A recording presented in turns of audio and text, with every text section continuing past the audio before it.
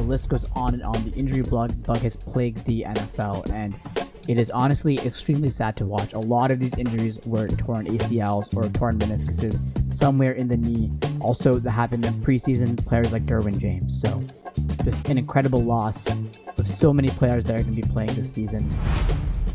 Wilson is spectacular. I think this is finally the season where Pete Carroll's like, all right, you have the keys to the car, go do whatever you want. Right before the play happened, you can hear the audio, especially in the bubble when people are recording from courtside. Grant motioned to Plumlee saying, help on LeBron. I think it's on Grant to make the switch knowing AD is coming off the curl because Plumlee came over to help with LeBron. There's no need for Grant to still stay on LeBron.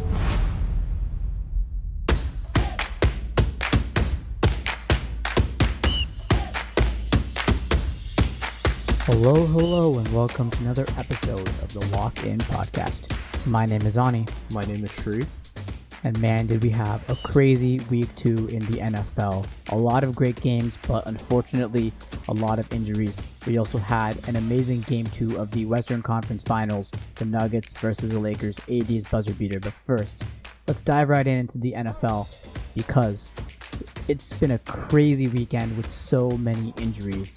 So many season-ending injuries too specifically. Just some season-ending injuries for y'all that happened. Saquon Barkley, Von Miller, Nick Bosa, Derwin James, Courtland Sutton, Anthony Barr, Bruce Irvin, Malik Hooker, Tavon Young, CJ Uzoma, Marlon Mack, Gerald McCoy, Andre Dillard, Zach Banner, Grant Delpit. Yeah, and then I think Solomon Thomas also on the 49ers is out. Yeah, the ACL. Yeah, and then Jimmy Garoppolo out for 4 to 6 weeks. Christian McCaffrey out for a few weeks. A.J. Brown out for a few weeks. The list goes on and on. The injury bug has plagued the NFL, and it is honestly extremely sad to watch. A lot of these injuries were torn ACLs or torn meniscuses somewhere in the knee. Also, that happened in preseason, players like Derwin James. So, just an incredible loss of so many players that are going to be playing this season. Shri, what are your reactions to the sheer number and volume of injuries that happened in these first 2 weeks? I know some teams like the Niners were complaining about the turf at the stadium, and that was an issue amongst their players. But I think this overall theme of injury across the league has to do with the shortened training camps, the lack of a preseason, and just not enough time getting into the conditioning and the football shape that these athletes who are so used to routine and they have this rigorous method in which they get into game shape. The pandemic definitely affected that. And I'm like, obviously we can't 100% blame the limited time off for all these injuries, but I think it's at least like half of the battle, right? Like without all these teams having their proper training regimens and, the off-season workouts with the receivers, the quarterbacks, the D-lines, offensive lines, it's been rough. And it's sad to see so many big names. Like I know Saquon was looking for a bounce back season, and Courtland Sutton just blossoming. I know Tyrod Taylor was banged up. I think he's day to day, but he's another guy who, because of injury, we had Justin Herbert step in, and we'll get to that later. But there was just so much, so many of the games just had stoppages, and it was unlike any other week in football I remember. Yeah, I think Saquon's injury was particularly brutal. I was watching that game. He went down, he got tackled, hurt his shoulder, went out for one play, came back the next play, tore his ACL. Just back-to-back injuries in back-to-back plays literally was honestly crazy. And I do agree with you. A lot of it has to do with the shortened preseason, shortened training camp, shortened contact hitting, I guess is what you'd call it. Mm-hmm. Very interesting. I know the 49ers, as you said, were complaining about the turf, but the Jets did not seem plagued to injuries like the 49ers were. So I'm confused as how the turf could help one team and how and not help the other, but only hurt one team. And even in last week's game, in the Giants game, there didn't seem to be many injuries on the field compared to what happened in this Jets game. So I think it was just a bunch of freak accidents against that Niners team, but just an incredible amount of injuries. And I think one has to wonder now, going forward, what can the NFL do to rectify the situation, if anything? Is it just too little, too late? Count these 4 games as sort of preseason games in a sense and hope that star players like Deshaun Watson, Patrick Mahomes, mean, Saquon Barkley is one of the young stars of this league, and he's out. People tune in to watch Giants games because of Saquon Barkley and the magic he does on the field. So I think the Giants having a tremendous loss there just for their team, and Danny Dimes can't rely on Saquon for the Giants on the field perspective, but from the NFL's perspective of this is their product, they're trying to sell and market this product. A lot of star players are out. So how does the NFL respond to the situation? Is it just it is what it is? Do you think they can actually take some action here? I'm not sure what the deal is because I know specifically Niners players were complaining to the NFL about changing the turf. But I'm not sure that's an NFL decision as it is a stadium decision or a team-to-team decision. I think there's not much you can do, right? Because obviously, one, with football, it's just such a physical sport. So injuries are just a natural part of the game. Every single game, there's going to be at least one guy who goes down, has to be taken off the field. Concussion protocol is a big thing. Thankfully, there weren't any concussion issues this week. I know those are just like long-term, super serious. But yeah, like the ACLs, MCLs, Devontae Adams had a hamstring injury, needed further testing on that. Drew Lock is out for a bunch of weeks. I think it's not a matter of like too little too late. It's just unfortunate that the pandemic cut a lot of the training time down. I've heard about Devontae Adams specifically that he tweaked his hamstring but was available and ready and wanting to come back onto the field in that game in the second half, but they were just blowing out the Lions so much everyone thought there was no need to risk putting Devontae Adams in. So I feel like he should be okay based on what I've heard and what I've read. So I think if anything he'll miss maybe a week or two. I mean, you have players like AJ Brown who has a bruised knee, I believe, on the Titans. And so he's also probably week to week. There's no set timeline for him yet. And we can talk about Tyrod Taylor when we talk about the Chargers. But yeah, just so many players that are injured. And it's just an incredible week of football because every single time you saw someone go down, you just had the sinking feeling, especially when they were grabbing their knee that, man, this is it for them. This is it. And even in week one, there was a lot of season-ending injuries in preseason, and it breaks my heart. It breaks your heart too, I know. Yeah, and there's always the injuries to, like the role guys, like the ones that aren't really mainstream football players, the ones that are highly marketed. But this week was just such a rash of names that everybody knows, and like everybody watches football to see these guys play. And it was just, I don't know, it was kind of sad. Like it was obviously, like we'll get into the Raiders, and like I'm really happy about what they did, but yeah, otherwise it was tough. Like this week was not a good football week. Yeah, it wasn't a good football week for the players that got injured, but it was a good football week to watch some amazing games. We had the amazing Sunday Night Football game. The Chiefs-Chargers game was fantastic, and we'll talk about that in a bit. But the most recent game that happened while we're recording this was the Monday Night Football matchup between the newly minted Las Vegas Raiders and their newly minted stadium, Allegiant Stadium, which I have to say looks absolutely beautiful, against the Drew Brees-led New Orleans Saints without Michael Thomas. That's an important piece to consider because Drew Brees did not look the same without his number one receiver. Was struggling a lot. He put up good-ish numbers in terms of pure passing yards, but that Saints offense just wasn't the same without that two-headed snake in Alvin Kamara and Michael Thomas. You're obviously a huge Raiders fan, which is why we're talking about this. So I just want to learn about your first reactions because it was a great game, and the Raiders didn't do everything right. There's a lot to learn, but I think there's so much to look forward to if you're a Raiders fan. Well, obviously, I'm happy, right? Like, they came out the gate flat. They were down 17-7. The defense was struggling. And it was one of those games where, can Carr really get balls downfield? Like, can he get his receivers? Can Darren Waller get involved? And, down 17-7 to a team like the Saints, which are, consistently at the top of the standings, one of the premier NFC teams, the prospects just don't look good, especially when you're one of those Raiders teams that are trying to prove something. So I was really impressed with Carr. I was really impressed with Waller. He had like 12 catches, 103 yards, really cementing himself as one of the premier tight ends in the league. Like, I think he's top 5 tight end right now. Zay Jones had a brilliant touchdown catch. Jalen Richard had a fumble, but then atoned for it with a 20-yard touchdown in the fourth. Josh Jacobs was just consistently pounding. He didn't have his usual, like, like breaks. He didn't hit the holes as hard, but he still had 88 yards. Offensive line has a few injuries, but I think they held up pretty well throughout the game. And yeah, I thought it was a good momentum builder because, first game at home, Carr signed Allegiant Stadium and marked down the win and like the score. So it was a pretty cool moment for that. Defense, one of my pet peeves is when teams build huge leads and then start playing prevent defense. Like that just does not need to happen because you put your foot on the gas all game. Why even give the other team a chance to sniff out a comeback? And especially, I know Drew Brees is declining. There's sneaky calls for Taysom Hill and, Jameis Winston, Crab throwing Jameis Winston.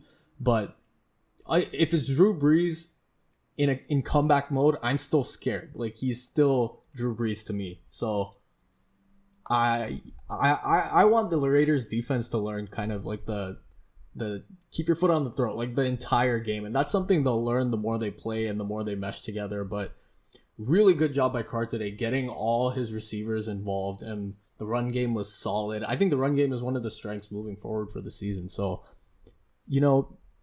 more good than bad, and 2-0 is definitely way better than what I expected. Between us two, you were the only one to choose the Raiders to win against the Saints, and your reasoning and logic was, I'm going to choose the Raiders to win every single game this year, and that did pay off. Hey, I mean, part of it was a joke, but part of it was also because, like, I mentioned Drew Brees' decline, and it's not something crazy, but it's starting to feel like, last year when Brady was still good, but you could tell that he was just starting his late career, like, it's like the swan song, it's like his last few years, and you can just tell. I think Drew Brees is reaching that point, and we're gonna see a lot of people asking, why isn't Jameis playing? Why isn't Taysom Hill getting more snaps? And that's sad, but it's unfortunate. Like the Saints are just not the same, especially with Michael Thomas not there. I think without Michael Thomas, the biggest issue I saw with Drew Brees is his accuracy is still there, and he's still obviously one of the smartest quarterbacks around. But just the issue was when you're down and you need those big chunk plays, he just cannot do it. His arm is not as strong or as powerful as it once was. And the same thing with Tom Brady. Both these quarterbacks, 39 and 42 or 43 respectively, they struggle to throw the ball down the field. And I mean that in the sense of struggling to throw the ball in a Hail Mary type situation. They're not Patrick Mahomes. They're not Aaron Rodgers. They're not Lamar Jackson, where they can throw the ball 80 yards right now. And sometimes you kind of need to chuck the ball 80 yards down the field, 70, 60 yards down the field. I don't think the Saints had the receiver core to do that today. I don't think Drew Brees was capable of doing that today. But speaking of the Raiders, I think on the offensive side of the ball is where, to me, they shined the most because of what they were missing. I believe Richie Incognito was out of this game, and your right tackle, I believe, your Williams? best. Yeah, he was also out. I think your best run blocking tackle, one of the right or left tackle, he was out. Maybe I'll double check. Yeah, he was out and his backup was out. So there was like the third string tackle was in.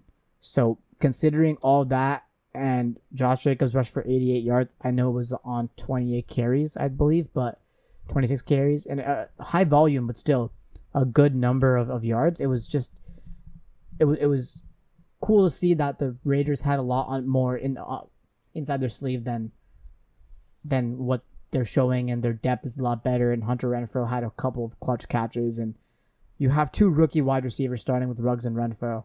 So you want Waller to be there in the middle, and just the Gruden playbook is just down the middle. Two things. Let me correct myself. It's Trent Brown, not Trent Williams. I was thinking of someone else, but Trent Brown was out. You're right. And Renfrow is not a rookie, my guy. He has a year. I forgot. I'm sorry. I forgot. Again, he's very underrated. I think he's going to play that like Danny Amendola type role. Like he's just going to get those intermediate routes, those chunk yards on third down. I love him. I like Renfrow's game a lot. I love Renfrow too. I loved him since Clemson, and I feel like he's a second-year player, and even the broadcast announcer said this during the game. He's played, and they quote, like a million years at Clemson, which I really feel like he did. So I believe he's in his mid-20s. He has to be for how long he played at Clemson, at least. I think he's I like don't know. 20. I think he's like 25. Well, I'm not sure. But yeah, like one thing that I think I saw a lot of old Drew Brees and Derek Carr in these first few games, right? Like he's doing those little dink and dunk, like mid-range passes, like the annoying Drew Brees stuff that, he's just going to get you those yards when you need him. But Carr also has a really good deep ball, and he's, Henry Ruggs doesn't always make those catches just because sometimes he's just covered too tight. But there was that end of game penalty he drew on a big third down, keep a Raiders drive alive to like prevent the Saints from getting the ball back and potentially tie the game. Huge pass interference call. And was it Janoris Jenkins? I think that was the corner who got tagged for the penalty, but it was just Ruggs' speed is like we've been missing a huge vertical threat for so long, and Tyrell Williams was good last year, but it's just not the same as a guy who runs a 4.27 40, if I'm not mistaken. So I think Ruggs is paying dividends early for us, which is something I didn't expect until like mid-season. A really good game overall, and I think there's a lot to look forward to as a Raiders fan. I think there's also a lot to look forward to if you're a Chargers fan, which I am, but I'm honestly disappointed. I was really excited, but as I've learned more and more over the past day or so, I'm sorry to say, on this podcast for the first time, and I really used to like this coach, I believe that Anthony Lynn should be fired as the head coach of the Los Angeles Chargers. I have a question for you. Go ahead. When going against Patrick Mahomes and you have a 4th and 1, how do you not go for it? So I want to break down why I believe Anthony Lynn should be fired in a sort of chronological manner. So the Chargers in 2017, Anthony Lynn's first season, the last season they went 5-11. They added a few different pieces, some pretty good pieces, and they ended up going 9-7, which was great because they ended up losing, I believe, the first 4 or 5 games of the season, and they ended up winning 8 out of 9 in the back stretch of the season. So it was really good for momentum. And the next season, with the vastly improved roster, they went 12-4. I think they had the best roster in the league at that point, or one of the best rosters in the league. They lost a couple of heartbreakers, and they lost to the Baltimore Ravens, which is a game that me and you saw together. And that loss was perplexing and confusing. But they ended up beating the Baltimore Ravens in the playoffs using this crazy, essentially 8 defensive backs set up to guard against Lamar Jackson in what was his 4th or 5th game. But we got destroyed by the Patriots. Was that Derwin James's rookie year? That was Derwin James' rookie year, and he played amazing that year. He made All-Pro honors. I think Darius Leonard beat him in Defensive Rookie of the Year, which I'm fine with in the sense because Darius Leonard had an amazing season, but he was an All-Pro, and he is an All-Pro. Mm-hmm. And I think he's one of the best safeties in the game right now, one of the best defensive players in the game right now, one of the best players in the game right now, period. 2018, 12-4, and everybody was saying this Chargers roster is stacked. Their only deficit, quote-unquote, was in the quarterback position because Phillip Rivers wasn't 100%, and obviously their offensive line. But this team refused to fix their offensive line. But they had a great, amazing defense, solid wide receiver, solid tight end, great running backs. And then in 2019, Austin Eckler really bloomed, especially because Melvin Gordon didn't come in, and he was out for the first few games because he was holding out. And even when he came back, he wasn't necessarily the same. But we found Austin Eckler to be our new future back. And this was obviously Phillip Rivers' last season. And 2019, extremely disappointing. Derwin James was out for the season, but still, an extremely stacked defense. And with that talent level and that roster, you go 5-11. I'm just extremely disappointed because I don't understand. It just doesn't make sense to me. So 5-11, a terrible season, but you want to bounce back. So in the draft, you have a few decisions to make. Phillip Rivers obviously leaves, so you want a quarterback. There's a couple good quarterbacks later on. You could have gotten Jalen Hurts. You could have gotten a lot of other players. You could have gotten some defense. You could have gotten Isaiah Simmons, right?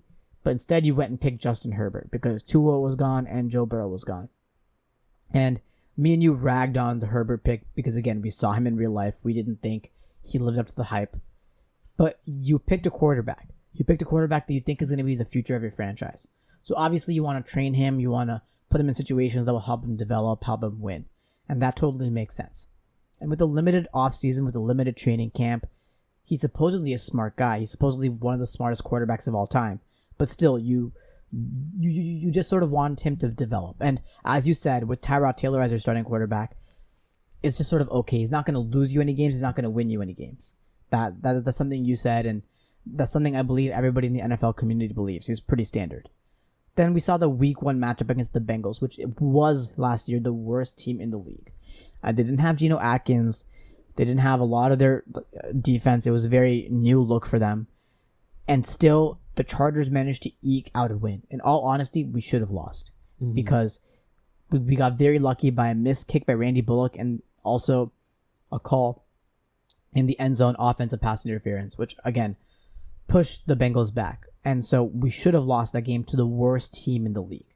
Granted, the Bengals are a lot better right now, but on the defensive side of the ball, they're terrible. They're absolutely terrible. And our defense played pretty well, but we didn't put up any points. We barely put up any points. And Tyrod Taylor didn't have any touchdowns. Tyrod Taylor in his career has only had one 300-plus yard passing game. And so that game really, to me, showed what Tyrod Taylor is capable of in this offense. So many weapons. Mike Williams, Keenan Allen. Keenan Allen only had 5 receptions for about 50 to 60 yards that game. It was crazy to me. Austin Eckler did not produce that much. But that's one of those things, like you were saying, how Tyrod Taylor is like a game manager. Like, I think he will beat the teams you need to beat. Like, he'll handily beat like a Jets team. He'll keep you afloat until you can win the game against a pretty improved Bengals team. Like, yes, they're gonna be bad this season, but they look frisky. Like, they look like a competent team. But against those Chiefs, when you'll get to the Chiefs, but like against a team like the Ravens or, you know, a Packers team, like, I just don't think he's the guy to match up against star quarterbacks at that level. Yeah, you're 100% right. And that's my issue with Tyrod Taylor, is that he is a game manager, is that he doesn't know how to utilize the weapons he has available to him. If you gave most quarterbacks in the league Mike Williams, Keenan Allen, Hunter Henry, Austin Eckler, they would say, this is a great offense. Let's go with this. And the Chargers did have some injuries this year as a roster overall. Again, we lost Derwin James for the season. We lost Mike Pouncey, a great center, and me and you were talking about how undervalued the center position is. The Chargers are cursed, I believe it, but we lost Mike Pouncey for the season. But still, if you look at this game, first off, thoughts and prayers to Tyrod Taylor. I always wish him the best of luck, and I hope that he's going to be okay. But you look at what Justin Herbert brought to this LA Chargers offense, and it was something that we haven't seen in a long, long time. It was that spark. He looked, and the Chargers offense looked like a Lamar Jackson-led team, like a Deshaun Watson-led team, like a Patrick Mahomes-led team, because the offensive playbook opened up. You could run. You could pass. Play action became a lot bigger deal. You could do RPOs. So many things. And we saw in the first half, at least, Justin Herbert take control of that game. He obviously made some rookie mistakes. He threw an interception that he absolutely should not have. And there was one play in the fourth quarter, the Chargers, tied 17-all, managed to get the ball at the 2-yard line of the Chiefs. So we had 3 opportunities to punch it in, only 2 yards to go. Did not get it. And that's where I kind of want to talk about the breakdown of this game, right? So somehow you can't call a play call that manages to put it in with 2 yards to go. You have Justin Herbert as your quarterback. He is huge. Run a QB sneak, for God's sake. Or bring in a fullback. Just run it down the middle. The Chiefs' interior defense is not that great that they can stop 3 straight rushing attempts into the end zone. Instead, the first 2 downs, they tried to run it with some fancy stuff. On 3rd down, Herbert, I guess, made a mistake. When he snapped the ball, he turned to his right, but the running back went to his left. So he tried to do a play action fake handoff. He handed the ball off to nobody, or fake handed off the ball to nobody. And then we kicked the field goal. And then Chiefs come back, make an amazing drive to kick the field goal, tie the game. We are lucky enough, blessed enough, 50-50 chance to get the ball, right? 4th and 1. 4th and 1. And the Chiefs' defense has not been able to stop your rushing attack all day. You have almost 200 yards on the ground. And also, this Chiefs offense is now firing on all cylinders, and your defense is gassed. I don't understand the decision by Anthony Lynn to not go for it. Because if you don't go for it and you punt it away, the Chiefs are almost guaranteed to score. That's my issue, is the Chiefs were almost guaranteed to score. But if you go for it and you get it, then you kill time off the clock and you can extend the drive and the momentum shifts, right? But if you don't get, if you go for it and you don't succeed, then the outcome of the game is the same. I had no doubt in my mind when we punched the ball away, the Chiefs were going to win that game.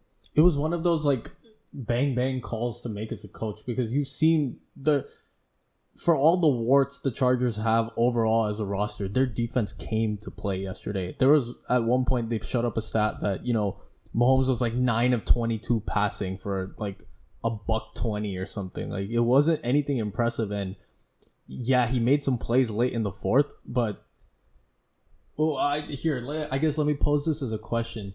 If you've seen your defense compete the way they were competing yesterday, and it's going to be a deep field for Mahomes, yes, like he just needs to get in field goal range, but he still needs to go that like 50, 60 yards.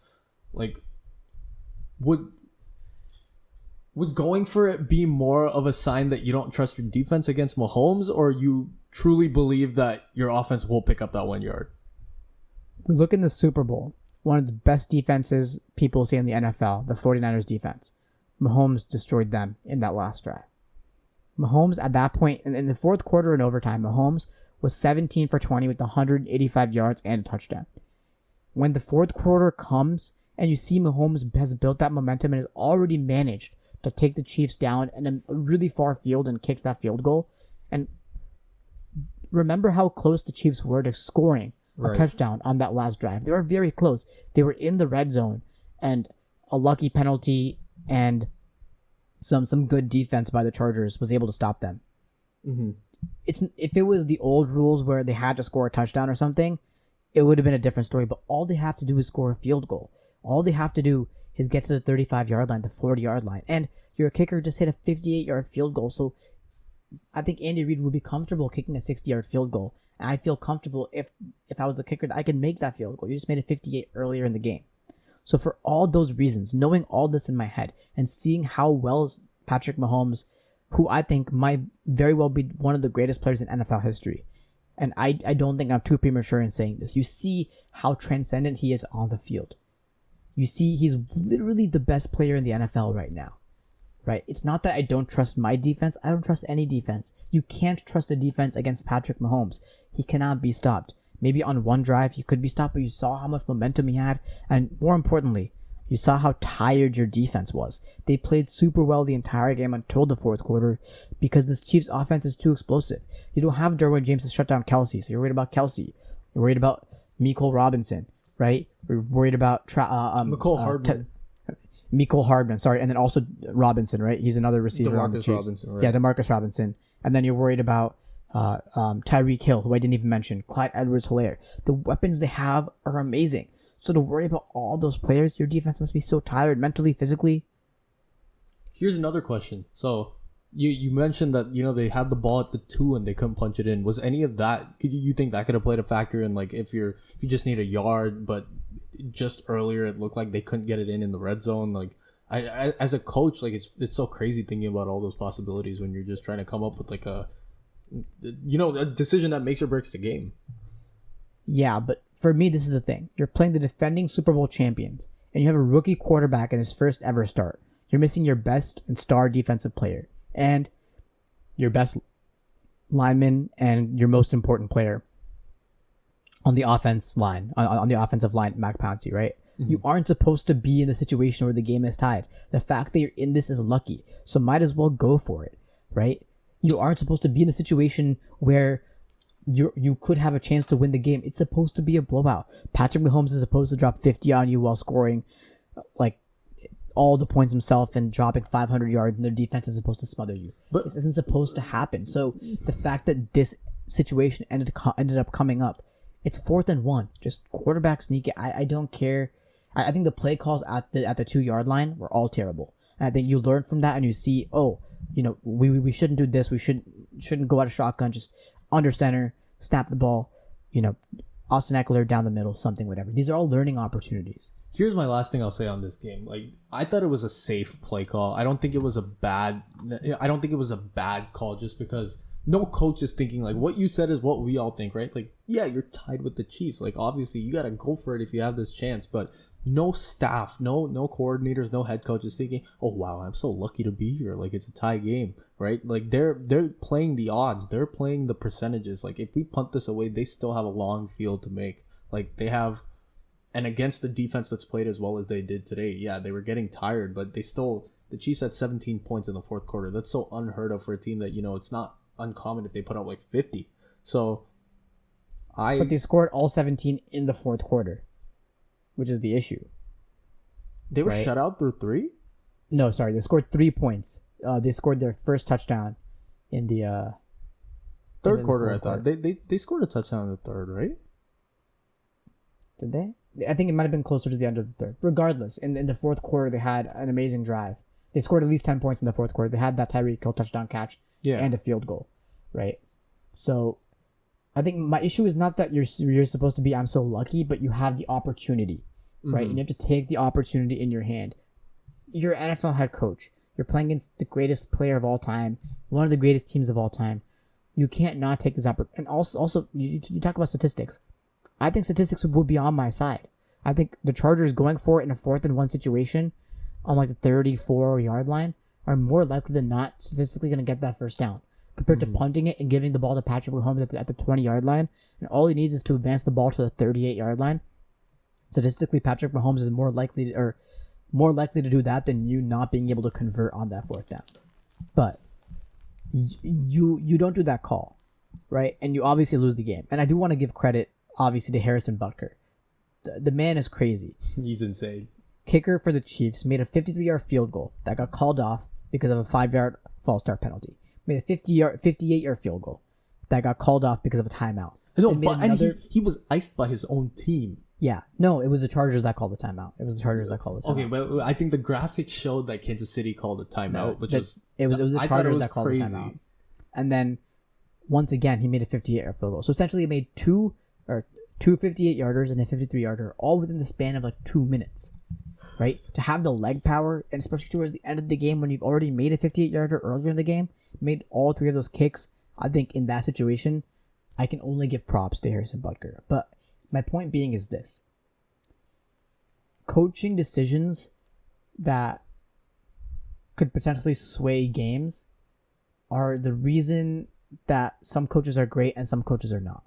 And I think Pete Carroll is a great head coach, but we can always and will always remember the fact that he decided to to throw the ball instead of run the ball in that Super Bowl against the Patriots, right? But still, he's made so many other great coaching decisions, and I don't want to speak too highly of Pete Carroll right now because I'll talk about him a bit, talk about the Sunday Night Football matchup, but I think he's obviously a great coach. But we see so many other great coaches in history make important and impressive coaching decisions time after time. And I feel like time after time, Anthony Lynn always makes the wrong decisions. And a stat I just want to put out there are the Chargers in 2019 were 2-9 in games decided by 7 points or fewer. When you have a 2-9 record in games decided by a touchdown or less, I think you have to boil a lot of it down to coaching calls. I think a lot of it a good amount of the blame has to be put on the coaching staff. You have the ball at the 2-yard line. Your quarterback just rushed 8 yards to put the ball at the 2-yard line with 3 minutes left. And you don't think, oh, our quarterback just ran for a first down. Let's run him again with 2 yards left. He's 6'5", 210 pounds. No one can stop him. Justin Herbert straight up knocked out a Kansas City linebacker by running into him. Just straight up knocked him out earlier in the game. He is 6'5". He is huge. And he knocked out a defensive player on the Kansas City Chiefs. Why don't you just run the ball with him or run the ball with Austin Eckler? Do some very simple goal line running plays to score the ball for a touchdown instead of settling and kicking a field goal.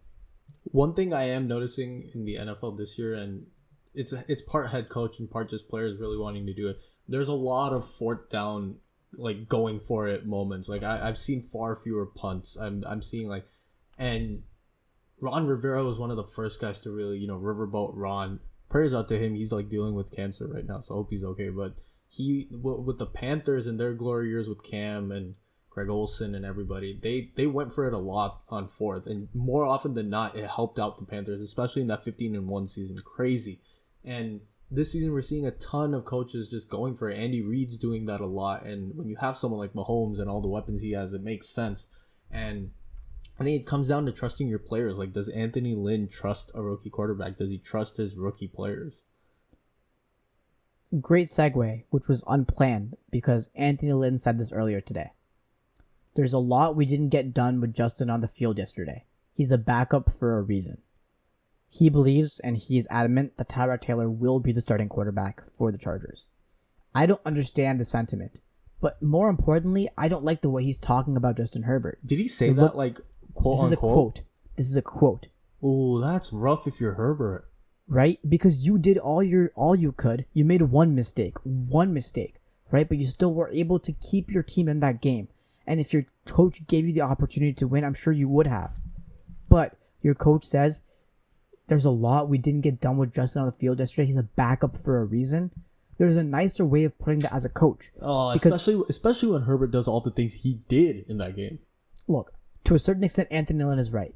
Herbert did not make a lot of calls, and he is still a rookie. But with limited training camp and limited practices, why not just put him in the game as you're starting? There's nothing for you to lose. Because I don't see any reasonable outcome with Tyrod Taylor as your quarterback, in which, based on the performance I saw of the Chargers against the Bengals, in which the Chargers end up making the playoffs. And if your goal is to make the playoffs, and that's not reasonable, and we see the Chiefs are 2-0 and the Raiders are 2-0, the AFC seems very competitive. I don't see any reason why you don't put Justin Herbert in as your quarterback. So for me, this is that breaking straw. This is that breaking straw that I don't understand why Anthony Lynn is still coaching the Los Angeles Chargers, because he just doesn't believe in his players. And if he's going to talk like that about a player that put him in the game single-handedly against the defending Super Bowl champions, I don't know what to say. Yeah, well, I think 2 minutes in that game swung everything from that call onwards. But we're going to do our segment called 2-Minute Drills, where we just recap all the games from week 2, and then we're going to be going over, prospective looks into week 3 and how those games are going to turn out. It's just be super quick. We'll just go over all these games. Bengals and Browns. Bengals 30, Browns 35. Joe Burrow led an amazing comeback, had 70 or 60 passing attempts. It was a crazy game, but amazing rushing by the double-headed snake of Kareem Hunt and Chubb. Yeah, there's no chance the Bengals are going to win if Joe Burrow's throwing 61 times. And shout out to him. He didn't throw a single pick. But this was one of those games where the Browns just look so much better because they played the Ravens week 1. And everyone's going to look bad playing Baltimore. Giants-Bears. I thought Trubisky actually played, for the most part, a decent game. Like, the 2 picks are misleading. He obviously made some terrible throws. But he managed the game, handed it off to Montgomery when needed. And I thought it was one of those hold on, but we're in control type wins for the Bears. A really ugly win for the Bears. Bears 17, Giants 13. Danny Dimes did not look his best, but really stepped it up in the second half with Saquon gone. We'll see how bad this team is. They seem to have some potential. Evan Ingram, 6 catches, 65 yards. We'll see what happens, but I don't really know. But speaking of tight ends that stepped up, Eagles 19, Rams 37, Tyler Higbee, 3 touchdowns, but Darrell Henderson is the only healthy running back right now for the Rams because Malcolm Brown injured his finger, Cam Akers injured his ribs.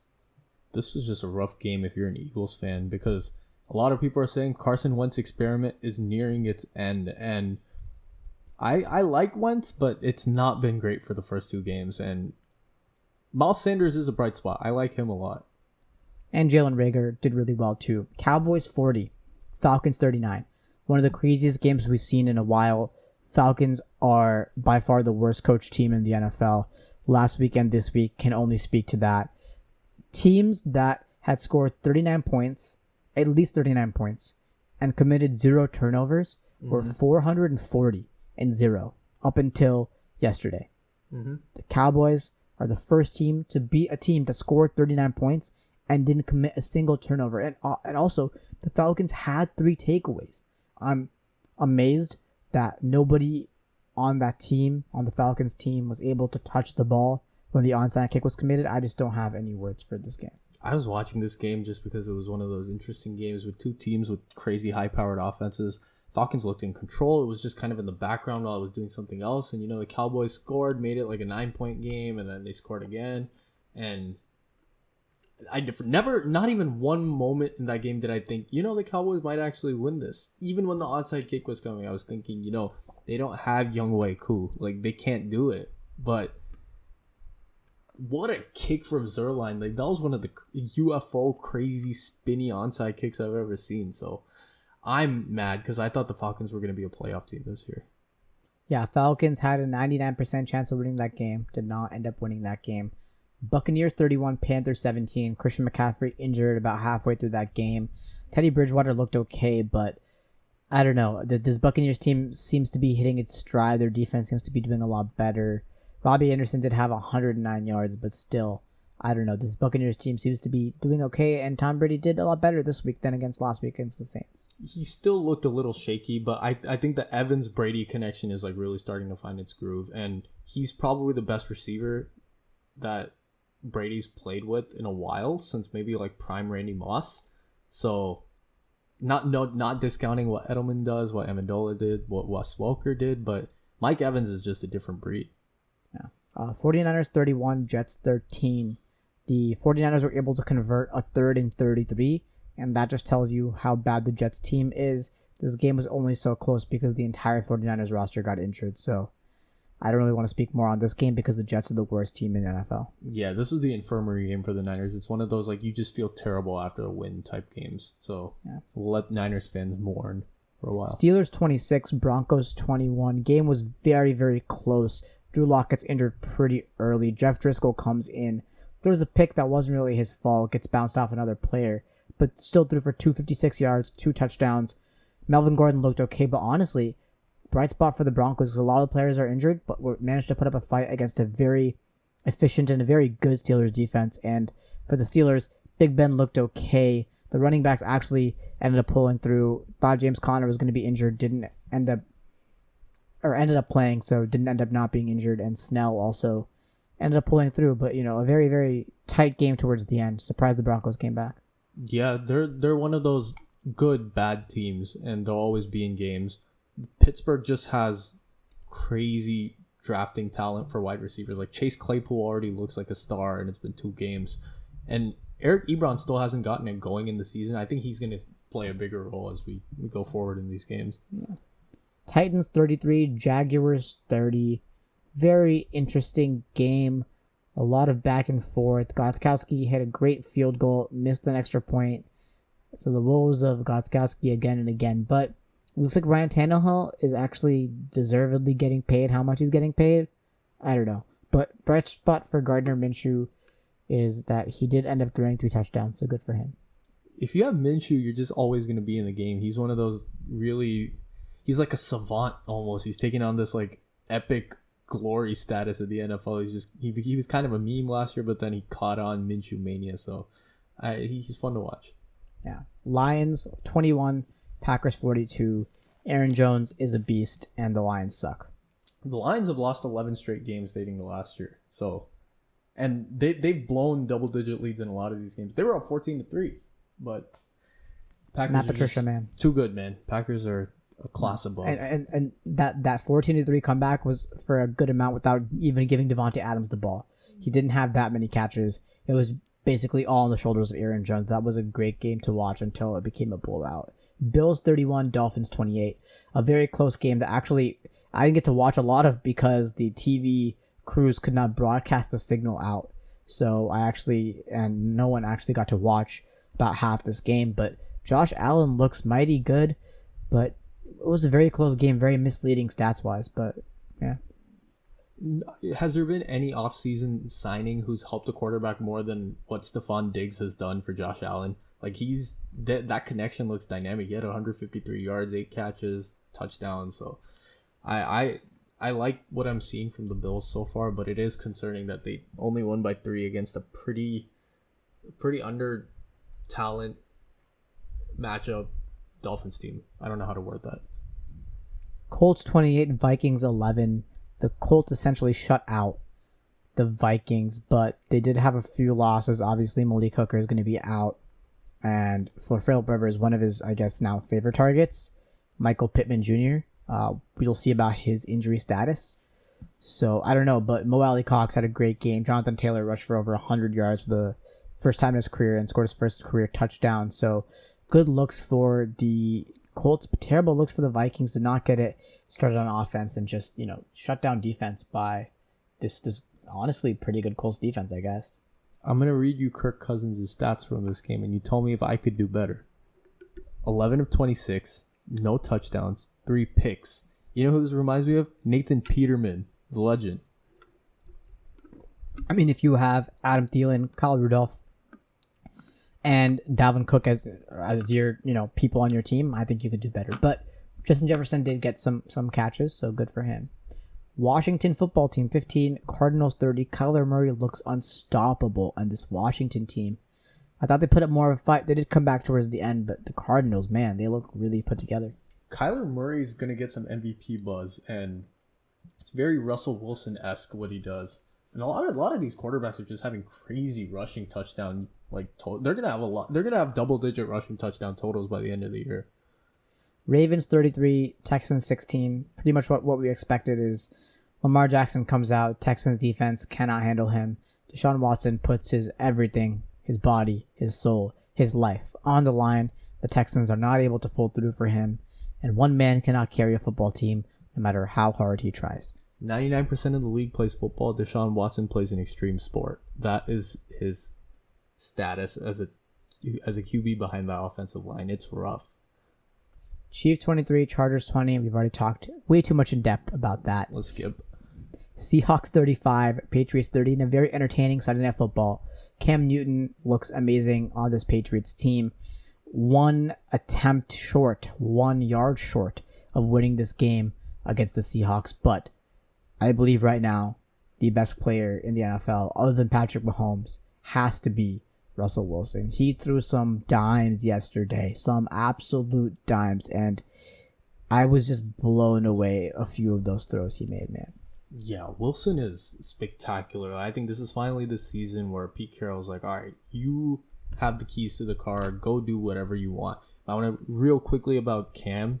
There's a lot of NFL GMs right now just kicking themselves. Like, why did we not sign Cam Newton? Because he got healthy in the offseason. Everyone knows he's still a super talented guy. And it's insane that nobody took him. Nobody even took a chance on him. And, of course, the Patriots get him. Of course, New England gets him. They're not kicking themselves because, honestly, even we called it out. We said that Cam should have been signed, and he wasn't until the Patriots signed him. But for the Seahawks, I will have to say, let Russell cook. I'm finally happy that the Seattle fan base, which is so desperately over the past few years, asked, begged, pleaded its head coach and its organization to let the best player in football actually throw the ball more than 10, 15 times a game. I'm finally glad it actually happened. Shree, you're in Seattle right now. I'm sure you can feel the joy permeating throughout the city that Russell Wilson has finally developed and blossomed into a player that can competently throw the ball because his head coach lets him throw the ball, and that he can actually lead a team to victory by throwing the ball because his head coach lets him throw the ball. You know, there's a building right outside my room. I have a view of some of the skyline, and there's a building with like a white light on the top, and every time the Seahawks win, it turns blue and green. So we're going to be seeing a lot of that this year if they keep letting Russell cook. Raiders 34, Saints 24. We've talked about that. So that wraps up week 2. A very interesting week 3. A terrible Thursday Night Football matchup, but we do get to watch Gardner Minshew. So Jaguars Dolphins. I have the Jags winning. Easy money, easy money. You want to make it interesting and do like the number prediction for like how much you think they'll win? Sure, but I'm really going to throw out random numbers. So I mean, if you want to go ahead, I'm just going to throw out some random. I'll say numbers. Like Jags by 6. Jags by 15. Okay, 49ers versus Giants. Interesting matchup because the 49ers are basically the practice squad team right now. I'll say that 49ers pulled through, but Danny Dimes makes it close. 49ers by 3. I think Niners by 10 because they just have, despite the rash of injuries, they have a lot of talent. And the Niners are the Giants are missing pretty much half their offense in Saquon.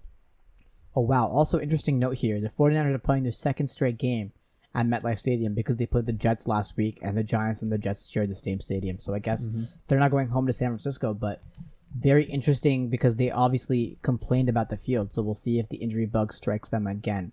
Washington football team versus the Cleveland Browns. I have the Browns winning this one by 20. I just think that the Browns rushing attack is too much to handle for the Washington football team. I don't know how good the Browns are, but I know they're a little better than a pretty interesting Washington football team. I'll say Browns by a touchdown. Bengals, Eagles. I'm going Eagles by 7 or 6. I don't know, man. This Eagles team, one of their great offensive linemen, he's from Oregon State. What's his name? Yeah, Isaac Samaulo. They're Isaac guard, Samaulo? right? Yeah, they're guard. Right Yeah, guard. yeah. He's injured, so we'll see what happens with this team. But rooting for the Eagles because I like Jalen Rager. But I just feel bad favoring the Eagles in any matchup. But I'll say like Eagles by a field goal. I think Burrow still makes it interesting.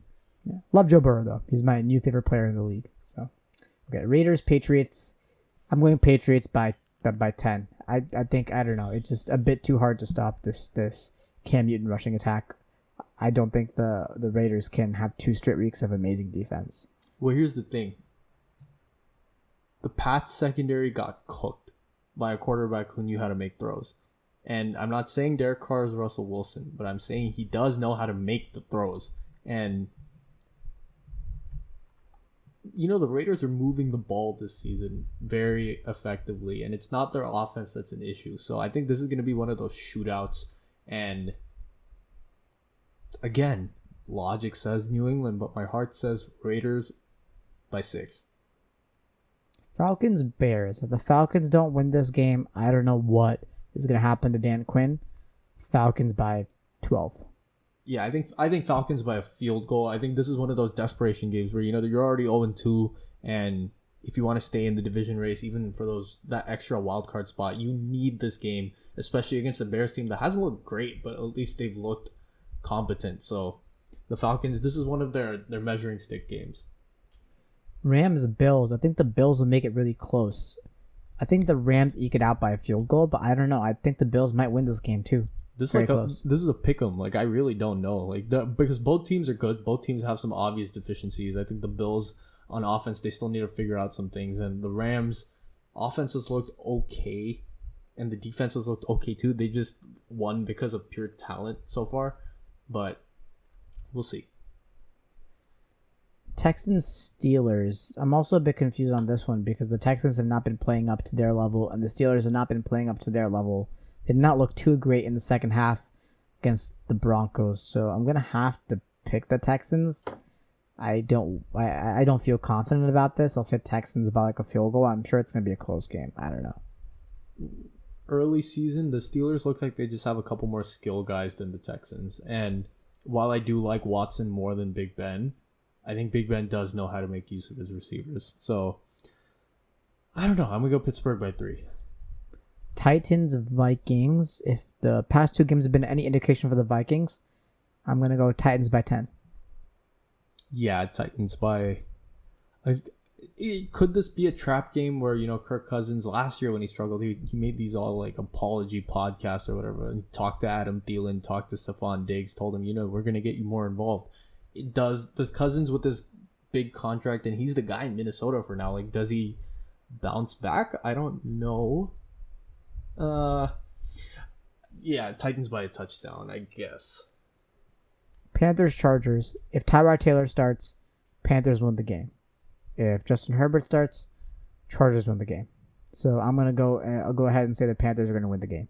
If Christian McCaffrey doesn't play, the Chargers Oh, actually, will most never mind. likely JK. Sorry. Christian McCaffrey is not playing. See, so many injuries, I forget. Okay, the Chargers will win this game regardless, but I think it'll be a very close game. Yeah, the Panthers will fight. I think it'll be close. Wait, give me 1 sec. I got to get my charger. I'll be back. And also, like, just to clarify, like, we're just doing score predictions. Like, I know for those listening at home, I know you might hear some stuff where, like, people guess the lines or they guess, like, the Vegas odds of, like, what a team is just, like, set to be favored as. That's not what we're doing. We just think, like, oh, how much is this team going to win by? We are not that smart. Colts, Jets. Colts by 10 or 12. Let's go with 12. I love this Colts team. You already know that. Oh, they're going to go 2-1. I think it's just Jets game. Hopefully it's not a trap game for them. Should be easy money. Colts by like 15. I don't think the Jets are even a little good. Cowboys, Seahawks, game of the week by far. You think it's the game of the week? Sorry. Chiefs, Ravens is the game of the week. But Cowboys, Ravens is also a very interesting game. Second game of the week. Yeah. Yeah. I'll take Seahawks by like 7. It'll be a close game. We'll see if Russell Wilson throws the ball at least 25 times. I think they win the game. There's like a really loud car downstairs, like a motorbike. Well, I'm gonna go Seahawks by 7. They're just a better team overall. Lions Cardinals. Cardinals by 22. Is this a trap game? Because Lions aren't like a completely god awful bad team the way the Jets are. So I think they could like hang with a Cardinals team that still doesn't know if they're like at the top, towards the top of the league, or if they're still a middling team. Like we've seen 2 great games from a team that hasn't proved anything in the past. I don't know. I feel like the Cardinals are going to be garbage. Sorry, the Lions are going to be garbage. So Cardinals by 3. Let me do that. you doubt Kyler Murray, man. Don't doubt I'm Kyler not Murray. doubting Kyler Murray or DeAndre Hopkins or Tyrann Mathieu. I'm just not as down on Matthew Stafford as I am on the rest Tyrann of the Mathieu team. is on the Chiefs, is he not? Not Tyrann Mathieu. Who am I thinking of? Patrick Peterson. Yeah. Patrick Peterson. Oh no, my thing was, has Golladay come back? Like, is he coming back next game? I think so. I believe so. Let me check. Yeah, see the thing with all these injuries is we just don't know. Yeah, he's expected to be back for week 3. I think that'll help out. Okay, good. No, yeah, it should help out. Okay. Buccaneers, Broncos. I'll go Buccaneers by 10 because the Broncos are just a little bit too injury riddled to keep up. They'll fight, but I think Bucks by 10 is fair. Packers, Saints, second straight primetime game for the Saints. I'm going to go Packers by 7. I think Aaron Rodgers is on a mission to prove it. Devontae Adams is healthy enough. I think the Packers could potentially steal this game away from the Saints. I think Packers by 7 if Michael Thomas isn't playing, but it's like a pick 'em if he is. He's not playing. He's out for the next few weeks. So. Oh, then Packers by 7. Yeah. Chiefs, Ravens, probably the best game of the season. Oh, regular my God. season. This gives me the Rams Chiefs game vibes from not last season, maybe 2 years ago. It was that crazy game in LA Coliseum. So Yeah. I don't know, man. Like 53-50 Ravens. I'm gonna go with the Chiefs here. I have to. In the playoffs, I choose the Ravens, but right now I'm choosing the Chiefs. So. I think I'd flip that. In the playoffs, I'd take the Chiefs, but in the regular season, I'd take the Ravens until they prove that they can. That's true. Actually, they can do it in the playoffs. Yeah, I'll go with the Chiefs here. But yeah, that wraps up our 2-minute warning, which was a lot faster than 2 minutes. Actually, 2-minute drill is what it's called, right? Not 2-minute warning. Yeah, 2-minute drills. We'll work on a name. I think 2-minute drill is a good name. I think you accidentally said 2-minute warning at the beginning. I said 2-minute drills. I think you just said 2-minute warning. Well, it's 2-minute drill. We'll figure out the name. It's 2-minute drill with a lot of out of bounds plays and some clock stoppages, some spikes. Definitely got to do the fake spike touchdown pass in the end, though. Shout out Matthew Stafford, Dan Marino. But moving on to probably one of the craziest games in the bubble. No doubt. It's insane. The Nuggets Lakers. I just want to give you a stat. I'm not sure if you've heard this. In the last 5 minutes and 21 seconds of the game, the only 2 players to score all the points or any of the points were Jokic and Anthony Davis. That was going to be one of the central things I talk about, how this game was the boost of the big men. And this is, people like talking guard matchups. They like talking Jamal Murray versus Donovan Mitchell. They like talking, Kawhi Leonard versus Jamal Murray. I'm just talking about the series in the West so far.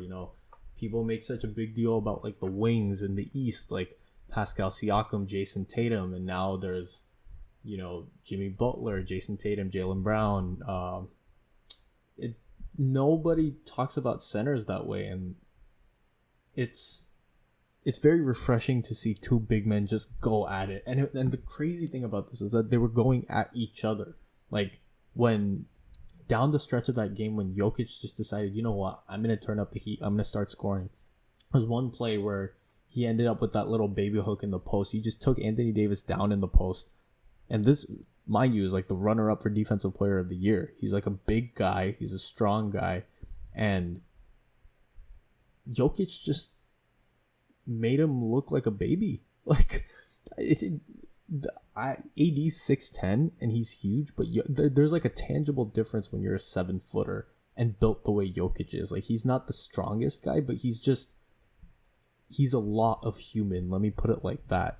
and I loved it. Like Jokic is one of those true post guys who he has a lot of moves in the post he can get you with. You never know which way he's going. He's a very herky-jerky guy when he's going down there. And AD really struggled to contain him towards the end of that game. But the nice thing about being AD is that you have an infinite arsenal of moves on the offensive end to get Jokic with. And that culminated in one of the stupidest defensive breakdowns I've ever seen a team have in the playoffs. Mason Plumlee. Now, Mason Plumlee is a great backup center. Like, he's one of the, like, for a backup, like, he's one of the best passing big men in the league. Like, that's unquestioned. He knows how to run the Denver offense well. And he just had a miscommunication problem. Like, Jeremy Grant was on LeBron, and there was a thing on Twitter someone showed where, you know, right before the play happened, you can hear the audio, especially in the bubble when people are recording from courtside. Grant motioned to Plumlee saying, "Help on LeBron." So when Plumlee went to go check James on the inbound and Rondo was taking the ball out of bounds, I think it's on Grant to make the switch knowing AD is coming off the curl, because Plumlee came over to help with LeBron. There's no need for Grant to still stay on Bron. And yeah, like, it is Plumlee's fault because AD is his guy. But there was that pre-inbound discussion between the two, and I think that's just something those two need to figure out. It's tough because it decided the game. Like, it was just a bad play. I think in that situation, you see, if there was 5 seconds on the clock left, I think it's a different play call. Not on the defense side of the ball. There's literally enough time for just a shot. So you know whoever gets the ball, they're shooting. They're not going to pass the ball. So if you're Jeremy Grant and you're guarding LeBron and you see AD come around that 3-point line and grab the ball, you leave your man because you know that AD doesn't have enough time to pass the ball to LeBron James and LeBron to get the shot off. You know AD has to be the person to take the shot. So you have to leave your man, leave your assignment, and go attack the ball and guard that shot. Well, I think if they inbounded to LeBron, like 2.1 is enough time, at least. If you're a shooter, it's enough time to pump fake, dribble, and get off a shot. I think there is a world in which you inbound the ball and make a quick cut and get a layup. But, like, it's just very unlikely. Like, you're right. Like, it's just not going to happen. If the ball was passed to LeBron, I think it's a different story. But because the ball was passed to AD at the 3-point line, like, if I'm Jeremy Grant, and granted, I'm not Jeremy Grant. He's a much better basketball player than I am. That's a great one. Thank you. But if there's only 2.1 seconds left, I'm assuming, just instinct-wise, whoever gets the ball, they're going to take that shot. They're going to make that shot. So, or not make the shot, but they're going to take that shot. They're not going to pump fake. It's going to be hard for them to pass. And also, Plumlee's right there. So, granted, there has to be some communication, like, I guess in practice or pre-snap, pre-inbound pass, that the switch needs to happen. So, it's a little bit of a breakdown, but this one breakdown cost them a 2-0 lead in the series. So a question I have for you, is this a turning point? Can the Nuggets come back and win another game? Have the Nuggets figured it out because the game was so close now and they basically almost won this game? It was still an overall poor game from Denver until the fourth, because they let the Lakers get into their offense way too early. And when you have the big guys engaged the way McGee and Dwight Howard were off the bench, and with Rondo's playmaking now, which has been such a huge help for LeBron. Like, Rondo's been averaging like 6-7 assists off the bench, along with some very timely 3-point shooting. The Lakers are just that much more scary.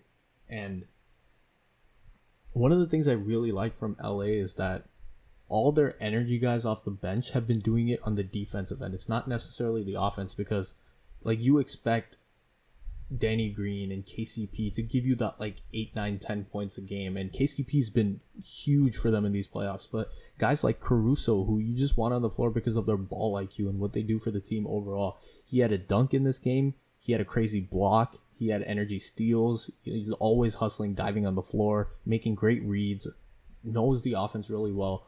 And those are the guys LeBron really respects and really knows how to play with on the floor. But Anthony Davis, man, I really want to say this about AD, and I've never thought this about him before. Today was one of the first games where I saw him, do that little like crossover dribble, like pull up into a jumper like so consistently, and he is not like he's a big and he can play like a big, but he literally played like how like someone like Paul George or Kawhi, like he played like that, that's unfair. Like that type of basketball player is unfair, especially when you're given his defensive gifts and his offensive talents. We have to start talking about Anthony Davis like he eventually will be the best player in the league. Give it maybe a year, 2 years, I don't know. He's damn near unstoppable right now. I think AD is over and underrated at the same time because you're right, he is so good and he has so many weapons on offense. But I see people on Twitter comparing AD to Tim Duncan and to Dirk and being like, oh, AD is a better power forward than Tim Duncan and Dirk. And just those kids didn't watch Duncan and Dirk like we did. They don't know the history of the game, dude. Yeah, but I think AD will be in the conversation with Tim Duncan and Dirk as one of the best power forwards of all time. So he's on the way of becoming one of the better players in the league, the best players in the league, top 2, top 3.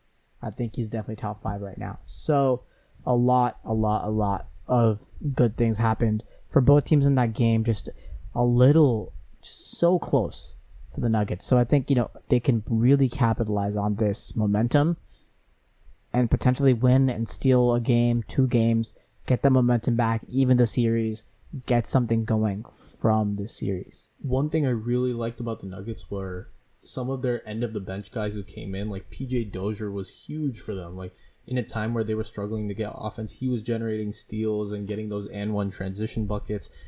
Missed a bunch of clutch free throws, which I think would have really helped them out. But it was the energy, and that energy really transferred over to the guys like Jokic and Murray. And like the Nuggets were dead in the water for most of this game until Jokic just decided, I'm gonna put this team on my back.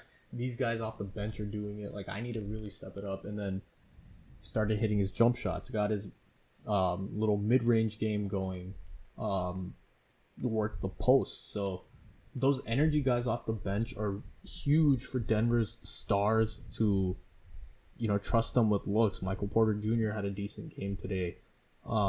Gary Harris has to hit a few more shots. Torrey Craig played all right. Jeremy Grant needs to hit a few more shots. But I think the Nuggets it's not one of those back-breaking losses, despite the fact that it was a buzzer beater and AD yelled Kobe after the shot, which was great. But it didn't feel like one of those numbing losses. I think the Nuggets can take a lot from this game and really focus on trying to even the series and not let it get to 3-1 again. Jokic has to be considered one of the clutchest players in the league. We talked about this in the last pod. We talk about this every pod we bring up Jokic, but he's so unbelievably clutch. That tip-in is otherworldly. I think he's like a top 2 clutch player right now in the league. Yeah. And I have no hesitation in saying that because I think the numbers will support me, and this playoffs are supporting me as well. He's so clutch. Would you say because I think AD has been pretty clutch in these playoffs too. I would say in no particular order. If you're looking at clutch factor, there's Jokic, there's Jamal Murray, there's, for all the heat he's going to take, Kawhi Leonard is a very clutch player. Dame Lillard. We have to start including Booker in these conversations. What do you think about Kyrie? I haven't seen enough from Kyrie this year. Okay, I'm just talking about this year. I wasn't talking about like overall. Okay. Now I think this year, obviously number 1 for me is Dame Lillard, and number 2 right now is Jokic. Mm-hmm.